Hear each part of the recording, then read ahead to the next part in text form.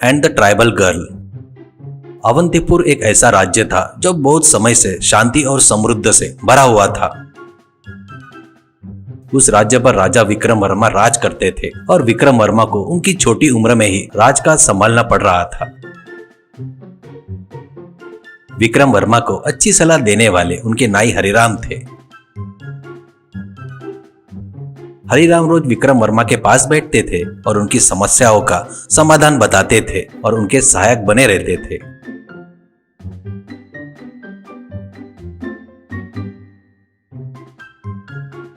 एक दिन विक्रम वर्मा का चेहरा बहुत ही उदास और परेशानी से भरा हुआ देखकर हरिराम ने पूछा, अरे राजा साहब, आप इतने परेशान क्यों लग रहे हो? मुझे बताइए, क्या किसी पड़ोसी राज्य ने हमला कर दिया है? इस पर विक्रम वर्मा ने कहा, हरिराम, तुम्हें क्या पता, मैं किसी भी पड़ोसी राज्य को अपनी तलवार और बुद्धि से हरा सकता हूँ, लेकिन मंत्री जी मुझे विवाह करने के लिए बहुत जोर दे रहे हैं। यह सुनकर हरिराम ने कहा, यह तो अच्छी बात है ना, शादी करने के लिए इतना दुखी क्यों हो रहे हो आप? शादी कर लो। इस पर विक्रम वर्मा ने कहा, हरिराम, तुम्हें क्या पता, राजा को देखकर बहुत सी युरानियां और समंत राजाओं की बेटियां आ रही है, लेकिन सिर्फ सुंदरता ही काफी नहीं है, उनमें अच्छा व्यवहार, विनय और अच्छी बुद्धि भी होनी चाहिए ना, ये कैसे पता चलेगा?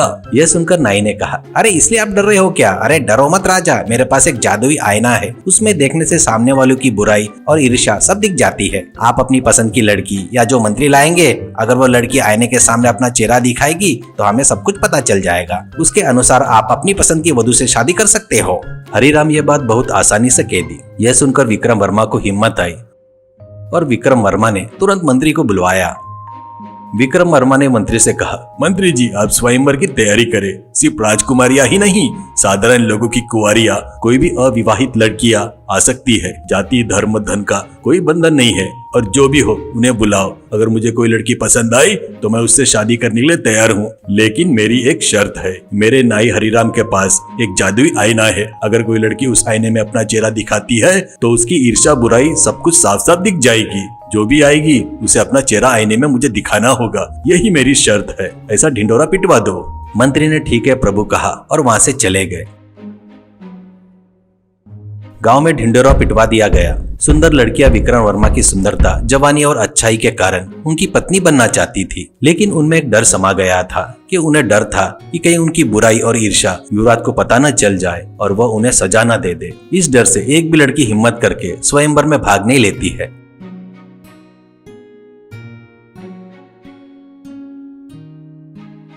इससे विक्रम वर्मा परेशान होकर सिर पकड़कर बैठ गए कि अब क्या करें। फिर नाई हरिराम विक्रम वर्मा के पास आए और विक्रम वर्मा को देखकर हरिराम ने कहा, प्रभु क्या हो गया, आप इतने परेशान क्यों हो? अगर कोई लड़की नहीं आती है तो कोई और आ जाएगी, इस राज्य की नहीं तो दूसरे राज्य की लाएंगे, कोई ना कोई तो जरूर आएगी ना। यह सुनकर विक्रम वर्मा ने कहा, हरिराम, सारी परेशानियां तुम ही लेकर आए हो। हर कोई उस आईने को देखने से डर रही है, अब मेरी शादी कैसे होगी?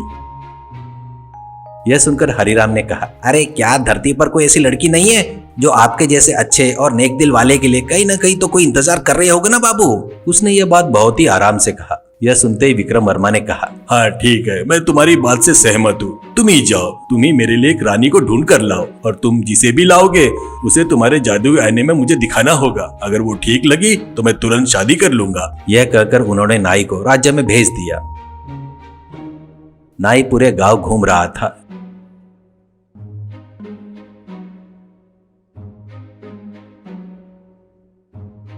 लेकिन कोई भी लड़की इच्छा होने पर भी आईने में चेहरा दिखाने के लिए आगे नहीं आ रही थी। इससे नाई बहुत चिढ़ गया।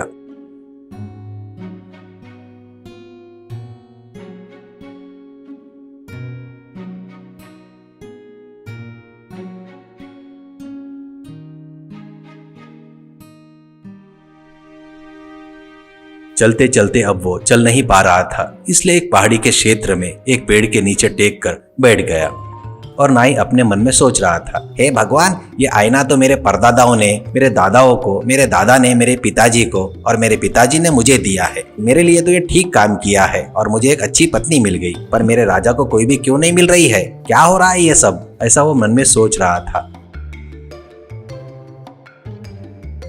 तभी वहां से एक लड़की गुजर रही थी। वो लड़की का नाम चंद्रवंका था।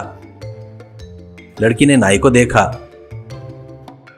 उसके पास आई वो एक जनजाति की लड़की थी। नाई को देखकर चंद्रवंका ने पूछा, कौन हो बाबा? इतनी धूप में पहाड़ों पर पेड़ के नीचे क्यों बैठे हो? ठीक तो हो ना? प्यास लगी है क्या? तुरंत नाई ने कहा, ओ बेटी, मुझे प्यास भी लगी है और भूख भी लगी है। गाँव जाने की हिम्मत नहीं है, इसलिए यहाँ बैठ गया हूँ बेटी। यह सुनकर चंद्रवंका ने कहा, अरे बाबा, गाँव बहुत दूर है, मेरे पास रोटियां है और मांस से बनी सब्जी है, अगर ठीक लगे तो खा लो। उसने ऐसा पूछा। यह सुनकर हरिराम के जान में जान आ गई। वो तुरंत हरिराम ने कहा, ओ बेटी, बिना मांगे खाना देती है ना, वो माँ से भी ऊपर होती है। दे दो बेटी, खाना दे दो बेटी। और जल्दी जल्दी खाना खाकर, हाथ धोकर और पानी पीकर जब धूप थोड़ी कम हुई तो उन्होंने आँख खोली और सामने बैठी चंद्रवंका को देखा। और चंद्रवंका को देखते ही हरिराम ने अपने मन में सोचा, अरे वाह, सोने की गुड़िया जैसी है और इसका मन भी बहुत अच्छा है। इससे अच्छी रानी मैं अपने विक्रम वर्मा राजा के लिए कहाँ से लाऊंगा। यह कहकर उसने अपने थैले में से आईना निकाला और चंद्रवंका से कहा, देखो बेटी, मैं अपने राजा के लिए एक रानी ढूंढ रहा हूँ, लेकिन मेरे राजा को धन से कोई मतलब नहीं है। वो सुंदरता से ज्यादा गुणों को महत्व देते हैं। लेकिन एक शर्त है कि मेरे पास एक आईना है, उसमें देखने से उस इंसान की बुराई, ईर्ष्या सब कुछ साफ दिखाई देती है। मुझे राजा की शादी तुम्हारे साथ करवाना अच्छा लग रहा है, लेकिन क्या तुम्हें आईने में देखने की हिम्मत है? ऐसा उसने पूछा। इस पर चंद्रवंका ने कहा, बाबा, मैंने कभी राजा से या किसी और से शादी करने का नहीं सोची। भगवान मुझे जो देगा उसे मैं शादी कर लूंगी, लेकिन मुझे डर नहीं है आईना देखने में। मुझे पता है मैंने किसी का बुरा नहीं किया है, मुझे डर नहीं है बाबा, उसने कहा। हरिदास तुरंत चंद्रवंका को लेकर राज्य में गए। फिर युवराज ने आईने में चंद्रवंका का चेहरा देखा। चंद्रवंका चंद्रमा की तरह बहुत रोशनी से चमक रही थी और तुरंत राजा ने चंद्रवंका से शादी कर ली।